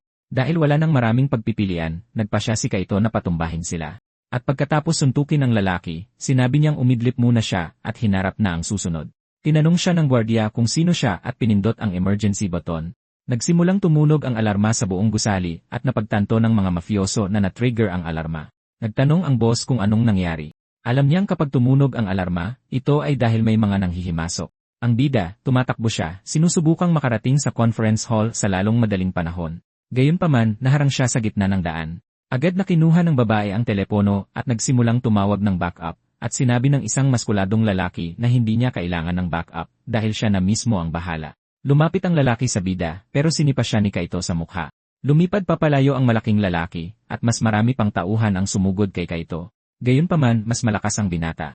Ginamit ng babae ang isang protection spell. Pero hindi iyon sapat, at sa isang pitik lang ng kanyang daliri, pinatama niya ang isa sa mga kasamahan nito sa kanya. Nagbibiro pa ang bida, sinasabing halos nag-init na siya. Sa sandaling iyon, nakatanggap siya ng tawag, at nang sagutin niya, kapatid niya pala, Tinanong niya kung anong kailangan nito, at labis na nag-aalala ang babae, tinatanong kung naghihintay ba siya sa labas tulad ng sinabi niya. Sumagot siya ng sinusubukang magkunwari, sinasabing naghihintay siya roon para sa kanya. Ewan ko. Medyo kahina-hinalay ang boses mo dyan. Tingin ko nagpa siya kang sumugod mag-isa, no? Hindi. Hindi kakaiba ang boses ko. Hindi. Lumalang tong cellphone ko.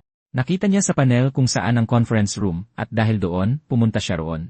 Sa gitna ng tawag, sinabi niyang hindi na siya makapagsalita, at iyon na nga mismo ang tamang kwartong hinahanap niya. Patuloy na sumisigaw ang kapatid niya sa telepono, sinasabing napakapadalos-dalos niya, at si Kaito, kaharap na niya ang leader ng organisasyon ng mafia. Patuloy na sinasabi ng lalaking may pulang buhok na napakayabang ng batang ito, at hiniling sa presidente na siya na lang ang bahala dito. Pero tinanong ng bida kung gusto ba nilang mabugbog ulit, at nang asar pa, sinabing natalo siya ng isang K-pop girl. Pero patuloy na sinasabi ng lalaki na natalo lang siya dahil nagpabaya siya, at sa pagkakataong ito ay magiging iba na. CJ, hoy balbasarado. Sugod. Pero pinatahimik sila ng presidente at sinabing pumunta roon si Kaito para makipag-ayos sa kanya. Dahan-dahang lumakad ang lalaki habang humihingi ng tawad para sa kanyang mga bastos na ahente. Nagtanong ang mga tao kung ano ang ibig sabihin ng presidente doon. Pagkatapos ay nagsimula siyang humingi ng paumanhin sa ginawa ng kanyang mga tauhan. Nagbibiro ang bida, sinasabing kahit papaano ay kinikilala ng kanilang presidente kapag wala na silang pag-asa. Ang mga lalaking nabugbog sa pasilyo ay dumating doon na tumatakbo at humihingi ng tawad sa presidente. Patuloy na sinasabi ng kalbong lalaki na sa totoo lang, hindi niya sinisisi ang kanyang mga ahente dahil napakalakas ng bisita. Mula pa sa simula, alam niyang masyadong malaking isda ito para sa mga basurang tulad nila at sinabi pa niyang hindi dapat maliitin si Kaito. Tinanong pa niya kung sakaling ang bida ba ang tumalo kay Kaiday na pangalawa sa pinakamalakas. Sa totoo lang, mga pare, ang kapatid niya ang tumalo sa lalaking iyon na numero 2. Pero ang bida, nanatiling tahimik at walang sinabi. Sinabi pa ng presidente na ang mga bigong iyon, mas mahihina pa sila kaysa kay Kidae. At base sa enerhiya ni Kaito, posibleng malaman na napaka-importante niyang tao sa nakaraang buhay. Tinanong nila kung sino ang bida, at sinabi niyang hindi iyon mahalaga.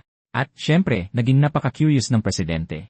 Sinabi niyang si Kaiday ang kanyang matalik na kaibigan sa nakaraang buhay at sila ay magagaling na mandirigma. Kaya tinanong ng bida kung sakaling hindi ba gustong maghiganti ng presidente. Pero ang lalaki doon, ang presidente, ay patuloy na sinasabihan si Kaito na manahimik at pakinggan siya hanggang sa huli. Hindi siya naniniwala sa pagkakataon na lahat sila ay muling nabuhay sa mundong ito. Naniniwala siya sa mas malaking layunin at sinabi pa na dapat mayroong dahilan kung bakit ang mga bigong tulad nila ay muling nabuhay kasama nila. Ang pinaniniwalaan niya ay nagsisilbing entablado ang mundong ito para pumili ng bagong Diyos. Ang mandirigmang tatalo sa lahat ng iba pang muling nabuhay, siya ang magiging hari ng lupain ito. Dahil doon, inabot niya ang kanyang kamay, inaanyayahan si Kaito na sumama sa kanya. Pagdating ng araw na yon, siya ang magiging Diyos ng lupain at gagawin niyang general si Kaito. At sinabi pa niyang ito ay isang imbitasyong hindi matatanggihan. Magkakaroon ng karapatan si Kaito na mapunta sa kanyang tabi. Pero ang bida, nainis at na-offend pa at sinabing ang mga taong tumatawag sa kanilang sarili na Diyos, ay hindi masyadong tama sa pag-isip.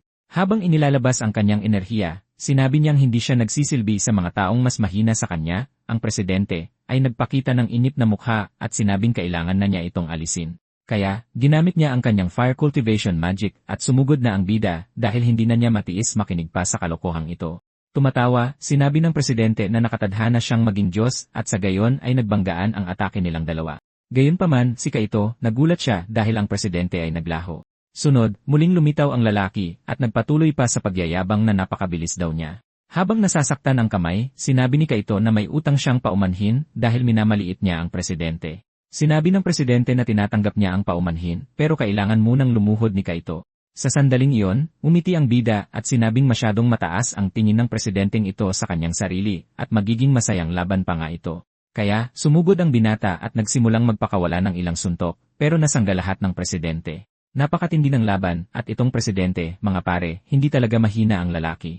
Nagsimula pa nga siyang gumanti ng atake. Gayunpaman, nakita ni Kaito na nag-iwan siya ng maraming butas kaya't nagawang tamaan ang kanyang mukha. Dahil sa suntok na iyon, nagsimulang sumuray-suray ang presidente. Tila nakilala niya ang pulang aura na kapangyarihang ito, kaya ginamit niya ang explosive demon fire technique. Ang kanyang kamay ay may napakalakas na enerhiya at muntik ng tamaan si Kaito. Sunod, umiwas si Kaito at nagpakawala ng isang kaliwang suntok at nagpatuloy sa pagbibigay ng maraming suntok. Nag-aalala ang mga ahente ng organisasyon ng Hunters para sa kanilang presidente at sinabi ng bida na marami pa siyang suntok na pagmumulan. Nagsimulang makilala ng lalaki ang aura na ito at napagtantong ito pala ang Falling Dragon Fist Technique. Ang lalaki ay binubugbog ng higit pa sa mga extra sa Naruto anime hanggang sa wakas ay itinapon siya sa malayo. Tila nakilala niya kung kaninong kapangyarihan yon. Ito ay mula mismo sa leader ng sekta ng Heavenly Demons. Alam niya na kung matuklasan ng kanyang mga ahente kung sino ang tunay na kaito, maaari siyang pagtaksilan. Kaya nagsimula siyang sumigaw sa kanyang mga tauhan na atakihin ang binatang iyon, lalo na't marami sa kanila ang nagsilbi rin kay Master Kaito noon. At dahil dito, maraming ahente ang tumakbo para bugbugin ang kanilang dating master, nang hindi nalalaman na siya si Kaito mula sa Celestial Sect. Ang bida, naghanda siya para sa laban, na sinasabing marami sa kanila ang pwedeng sumugod. Gayunpaman, mayroon siyang maraming pinsala na nasa kanyang katawan pa rin dahil sa laban sa Shinigami. At sinamantala ng mga lalaking iyon ang pagkakataong iyon at natamaan ang binti ng binata. Dahil malubha ang kanyang pinsala, maaaring maging mapanganib iyon. At samantala, sinasamahan pa rin ni Nina ang kanyang nakababatang kapatid. Alam niyang gumagawa ng gulo ang kanyang kapatid at sinabi pa nga na hindi niya ito pwedeng iwanan mag-isa kailanman. Sa tingin ko, ang kailangang bantayan ay si Kaito mismo. Napansin niyang kumikinang ang singsing na nangangahulugang nasa panganib siya, at sa wakas, bumalik ang ina ng babae na humihingi ng paumanhin sa pagkahuli. Sinabi niyang medyo nahuli siya dahil nagdala siya ng cake para sa kanya, at sinabi pang ihahanda niya ang kape sa hapon, ngunit sinabi ni Nina na may naghihintay na kaibigan sa kanya. Kaya, tumakbo siya palabas habang sinasabi ng ina ng babae na magsaya siya ng ligtas. Magsaya, hindi niya gagawin. Kawalan ng seguridad, lalo na. Master Kaito. Noon, pinag-isa niya ang buong mundo ng martial arts, pero ngayon binubugbog siya ng kanyang mga dating estudyante. Naging pabaya siya sa pakikipaglaban sa napakaraming tao, matapos harapin ang Shinigami, ngunit kahit ganoon ay nagpapakawala pa rin siya ng maraming suntok.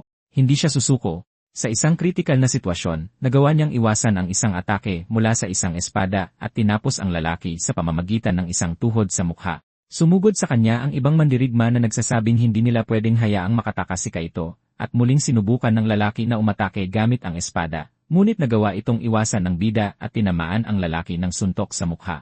Napakaraming kalaban, at tila parami ng parami ang dumarating. Habang tinatapos ang isang lalaki, sinabi niya na dapat ay nakinig siya sa kanyang kapatid. Ikaw ang boss, umakto kang ganyan at halika't labanan mo ako ng isahan. Pero nagpapatuloy sa pag-aalboroto ang lalaki, sumisigaw para sa mas maraming ahente na tumulong sa kanya, kaya't lumitaw ang iba pang mga lalaki na may mga armas, nagsimulang kumikinang ang kanyang singsing. At sa sandaling iyon, lumitaw ang ating mahal at magandang si Nina. Sinabi pa nga niya na ilang beses na niyang sinabi sa kanya na dapat ay naghintay siya, at gamit ang kanyang ice magic, itinapon niya silang lahat sa malayo. Sinabi niyang sisermunan niya ito pagkatapos nilang matapos ang laban, at sinabi pa niyang kaunti lang ang dinaranas niya, dahil 2 araw na ang nakalipas, nakipaglaban siya sa Lady of Death, at kung hindi dahil doon, tatapusin niya ang mga walang galang na uod na ito sa isang iglap. Gamit ang isang magic circle, sinabi niyang pupuksain niya silang lahat, at dahil dito ay naging mas madali ang laban. Napagtanto ng presidente na lagot na siya, at marami sa kanyang mga tauhan ang nakahandusay sa paligid niya. Ang tanging natitira na lang ay ang pinuno ng mga hunters. Sa sandaling iyon, napagtanto ng lalaki na ang pinuno ng Heavenly Demon Sect ay nakipagsanib puwersa sa Ice Queen, kaya ginamit niya ang kanyang pinakamataas na kapangyarihan sa isang desperadong kilos. Gusto niyang magpasabog at isama silang lahat. Pero patuloy na sinasabi ng bida na hindi niya hahayaang pasabugin ng lalaking ito ang buong gusali, at dahil dito ay ginamit niya ang Wind Dragon Palm. Hindi man lang iyon nagbigay ng pagkakataon sa presidente na nawalan ng malay. Sinabi ni Nina na dapat puntahan ni Kaito at tapusin na agad ang bastardo na ito, lalo na't alam nilang lahat kung saan sila nakatira. Pero patuloy na sinasabi ng bida na haharangan niya ang lahat ng kanilang meridians para mawala ang kanilang alaala at hindi na rin makagamit muli ng cultivation. At iyon mismo ang ginawa niya. Kahit ganoon, mabait pa rin si Kaito dito, mga pare, hinayaan niyang mabuhay ang baliw na iyon.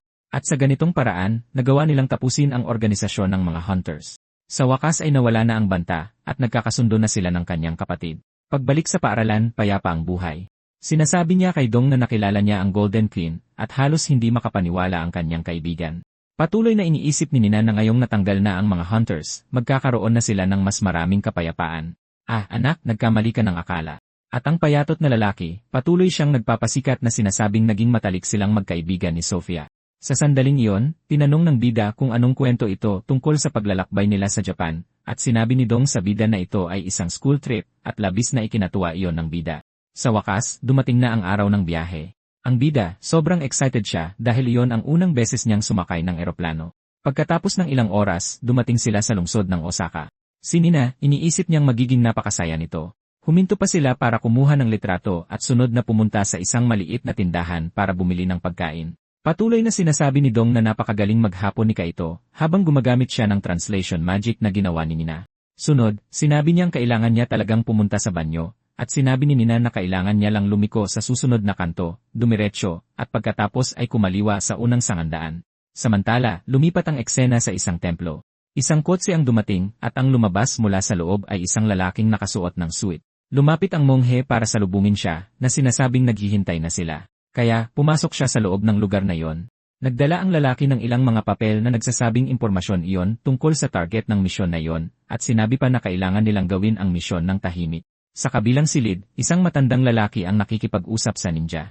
Tinanong niya kung malinaw na naipaliwanag ang misyon at sinabihan ang ninja na siguraduhing walang maiiwang bakas at kaya umalis na ang ninja para sa kanyang misyon. Samantala, sa sentro ng Osaka, ang bida, nawawala siya at nagalit pa, na sinasabing hindi niya mahanap ang labasan. Sa sandaling iyon, nakaramdam siya ng masamang hangarin, at nagmumula ito mismo sa lugar na iyon. Kaya, nagtungo siya sa lokasyon, at pagdating doon, napagtanto niyang napakakaiba ng enerhiyang iyon. Dahil doon, kailangan niyang mag-imbestiga ng mas malalim. Sa loob ng bodega na iyon, naroon ang ninja na pumatay sa isang lalaki, at sinabi pa nga na natanggal na ang target. Ngayon kailangan na niyang burahin ang mga bakas. At nang lumingon siya, nakaharap niya ang bida na tumatalon sa bintana. Nang makita ang eksenang iyon, si Kaito, nagulat siya at tinanong pa kung ang ninja na iyon ay isa ring reincarnated. Tinawag ng guro ang mga estudyante na sinasabing paalis na ang bus, at nagsimulang hanapin ni Dong si Nina at ang kanyang kaibigan. Sinasabi ng guro na sumakay na siya agad, at patuloy na sinasabi ng binata na hindi pa dumarating ang kanyang mga kaibigan. Tinanong ng ninja kung sino ang binatang iyon, at gusto lang malaman ng bida kung bakit niya pinatay ang lalaking iyon. Pero ayaw ng ninja na makipag-usap at sinabing kailangan niyang burahin ang lahat ng bakas. Nagawang iwasan ng ating bida ang espadang iyon at naghanda para gumanti ng atake. Sa isang iglap, nagawa niyang tamaan ng suntok ang tiyan ng ninja at naitapon niya ang lalaki sa malayo. Aba, ikaw pala ang walang ganang makipag-usap. Halos hindi makatayo ang nakamaskarang lalaki, pero para lang iyon makuha ang atensyon, dahil pagkatapos mismo niyon ay naghagis siya ng mga shuriken. Tila hindi iyon inaasahan ni Kaito pero nagawa niyang umiwas. Sinabi ng nakamaskarang lalaki na wala siyang oras para maglaro, at nang subukan niyang tamaan ang bida, yumuko ito, ngunit iyon ang perpektong pagkakataon, at sinamantala ng ninja ang pagkakataon upang makatakas. Mukhang duwag ang lalaking ito, at habang tumatalon sa bintana, sinabi niyang hahabulin niya ito, dahil masaya iyon. At sa gayon, nagsimula ang isang habulan sa mga gusali. Habang kausap ang kanyang mga kakampi, sinabi ng ninja na hinahabol siya, at dadalhin niya ito sa pinakamalapit na base. Kaya, napunta ang bida sa isang sinaunang templo sa hapon. Kinakamot niya ang kanyang pisngi na sinasabing basta na lang nawala ang ninja na iyon. Nag-alala pa nga siya na sinasabing pagagalitan siya ng guro at ng kanyang kapatid. Gayunpaman, napakakaiba ng lugar na iyon at hindi niya basta na lang matatalikuran at umalis. Nagsimula pa siyang magtaka kung ano ang mga nakakatakot na estatwang iyon. Tumingin siya sa taas, tinawag niya ang ninja at sinabing napakadung ng lalaki. Gayunpaman, mayroong ilang mga ninja na nakapaligid sa kanya. May isang taong dahan-dahang naglakad na nagsasabing ang NC, napakatapang niya para pumunta roon ng mag-isa. Mukhang kayo ang matapang dahil gusto ninyo akong harapin. Inilahad ang kanyang kamay, sinabi ng lalaki na si Kaito, sa katunayan, ay isang walang alam na baguhan na naghahanap ng gulo. Mayroong ilang mga ninja na handa para sa laban, at hinamon sila lahat ng NC. Kaya, nagsimulang tumalon ang mga ninja sa ere, at naghanda ng saksakin siya gamit ang kanilang mga talim. Ngunit ang binata, naghahanda siya ng enerhiya sa kanyang mga kamay. Samantala, sa hotel, medyo galit si Nina. Alam niyang laging gumagawa ng gulo ang kanyang kapatid at tinanong pa niya si Dong kung alam nito kung nasaan siya. Ang mas malala pa, umiilaw ang singsing, at sinabi pa niya na dahil hindi bumalik ang kapatid niya, pupuntahan niya ito para kunin. Kaya, isinara niya ng malakas ang pinto. Gusto niyang manatiling tahimik at payapa ang mga bagay-bagay saglit, pero mukhang hindi iyon mangyayari sa kapatid na tulad niya. Samantala, si Kaito, nilalabanan niya ang lahat ng ninja. Nagawang itali ng isa sa kanila ang kamay ng ating bida gamit ang kadena, at mula sa likod, dalawang ninja ang lumitaw na may mga talim. Patuloy na sinasabi ng pinuno ng mga lalaking iyon na kahanga-hanga ang binatang iyon. Hinawakan niya ng mahigpit ang mga kadena at ginamit ang mga ito para saktan ang mga ninja. Sinusubukan pa rin ng lalaking mahaba ang buhok na intindihin kung anong teknike iyon, at kaya inutusan niya ang mas maraming ninja na atakihin si Kaito. Gamit ang isang cultivation technique, sinabi ng NC na tatapusin niya silang lahat sa isang iglap. Iyon ang Transcendental Dragon Technique. Gamit ang mga kadena, nakagawa siya ng ipo-ipo, at nagulat dito ang lalaking mahaba ang buhok. Natalo ng kanyang kalaban ang mga tauhan nito sa isang iglap, at sigurado ang lalaking mahaba ang buhok na itong si Kaito, siya ang dating pinuno ng Celestial Demon Sect. Nang tanungin ng ating bida kung tatayo lang siya roon at sinabi niyang hindi, at habang binubunot ang kanyang mga talim, tinanong niya kung naabot na ni Kaito ang dating antas nito. Hoy, mahabang buhok. Sa paraan ng iyong pagsasalita, mukhang nagkita na tayo dati. Pasensya na pero matatalo ka. At ang masama pa, hindi ko man lang matandaan kung sino ka dahil marami akong nakalaban sa dati kong buhay. Tumalo ng lalaking mahaba ang buhok at sinabing kung ipagpapatuloy ni Kaito ang katapangang iyon, malilipol siya. Naawa ako sa mga taong ito na iniisip talaga na matatalo nila ang Ensi. Sa sandaling iyon, sinundan ni Nina ang Ensi sa templong iyon. Pagdating doon, medyo nalito siya dahil isa itong sinaunang damba ng hapon at tinanong niya kung ano ang ginagawa ng kanyang kapatid doon. Ang tangang iyon ay nagdulot lang ng gulo at umasa pa siya na sana namatay na ito para bigyan siya ng kaunting kapayapaan. Gayunpaman, napakatahimik ng lugar. Sa sandaling iyon napagtanto niya na mayroong salamangka na nagpapabago ng oras at espasyo. Sa sandaling iyon, may lumapit at napansin niya. May isang dambuhalang lalaki sa likod niya na nagsasabing hindi siya maaaring pumasok sa lugar na iyon. Naghahanda ang lalaki na saktan siya. Sa sandaling iyon, napagtanto niyang nagpabaya siya, at dahil doon, natamaan siya ng direkta at napatalsik sa malayo. Ipinagtanggol niya ang sarili gamit ang ice magic, ngunit napakabigat ng atake, at sinimulan niyang murahin ang lalaki na sinasabing duwag ito dahil sa pag-atake ng patalikod. Naghahanda ng spell, sinabi niyang hindi niya patatawarin ang lalaking iyon at nagpakawala ng mga kristal na yelo. Sinira mo ang school trip ko at hindi kita patatawarin. Sinabi rin niya na hindi niya palalampasin ang kanyang nakababatang kapatid dahil lagi itong humahadlang sa kanyang buhay. Gusto lang ng kawawang dalaga na mamuhay ng tahimik at payapa at tinamaan ng mga kristal ang manlalaban na nag-iwan sa kanyang naniga sa yelo. Gayunpaman, ginagamit niya ang pisikal na lakas para basagin ang yelong iyon. At nagsimula pa siyang magtaka kung mayroon ba talaga siyang lakas para doon. At nakikita natin na, napakalakas ng lalaki, at sa ganoong paraan, sinira niya ang lahat ng kristal. Tila wala sa sarili ang lalaki, ngunit nagsimula siyang maghagis ng mga bagong kristal sa kanya, at nang ma-freeze ang mga paa ng kalaban, sinabi niyang hindi na ito makakadalaw. May spell sa kamay, sinabi niyang paralisahin niya ang kanyang paghinga, at ginamit ang freezing impact technique.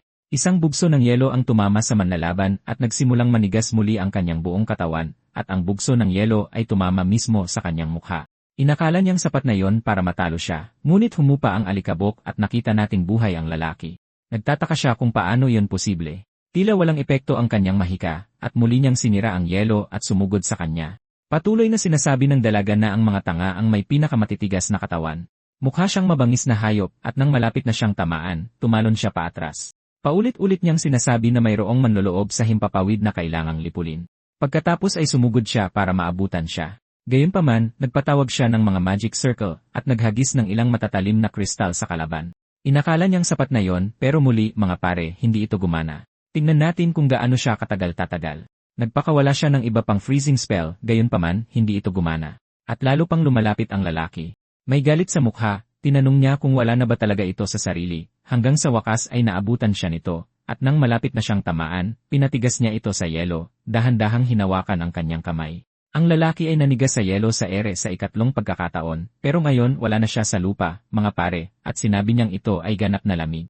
Sa sandaling bumagsak siya sa lupa, magkakapira-piraso siya sa 1,000 piraso. Sinabi pa niya na ang ganitong uri ng teknike ay perpekto para sa mga matitigas ang ulo na tulad niya, at habang tumatalikod, sinabi niyang ipagpapatuloy niya ang paghahanap sa kanyang kapatid, at iyon mismo ang nangyari, mga pare. Nang bumagsak ang lalaki sa lupa, nadurog siya.